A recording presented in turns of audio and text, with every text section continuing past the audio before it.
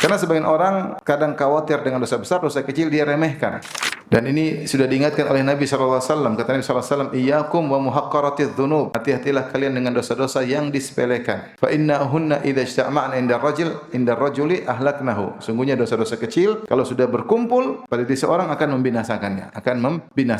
Maka kita dalam hidup ini jangan cuma menghindar dosa-dosa kecil pun kita harus waspada. Karena kalau kita tidak waspada akhirnya jadi biasa. Ibarat tadi ada jalan, ada duri kecil-kecil mungkin enggak begitu sakit, tapi keinjak artinya kalau sudah darah ya sudah terlanjur. Ibarat kalau kita jalan melewati, kata Ibnu Qayyim rahimahullah, seperti kita melewati ada jalan pecek, kita angkat apa? Celana, kita jalan pelan-pelan. Supaya tidak kena pecek, pelan-pelan angkat kaki. Tapi kalau sudah kena sedikit, biarin aja lah, sudah terlanjur. Dosa kecil seperti itu. Kalau kita tidak tundukkan pandangan, astagfirullah. Tapi kalau ya udahlah sekalian nonton Korea, sekalian. Sudah sering lihat-lihat jadi akhirnya terbiasa. Padahal dosa kecil kalau dilakukan berulang-ulang bisa menjadi apa? Besar. Jadi banyak maksudnya. Khilaf di kalangan para ulama, apakah dosa kecil bisa berubah menjadi dosa besar? Khilaf. Sebagian ulama mengatakan bisa. Sebagian perkataan masyhur dari Ibnu Abbas, la saghirata ma'al israr, tidak ada dosa kecil kalau terus-terusan. Apakah maknanya dosa kecil ini berubah jadi dosa besar? Ada khilaf di kalangan para ulama yang mengatakan iya, dosa kecil itu menjadi dosa besar karena dilakukan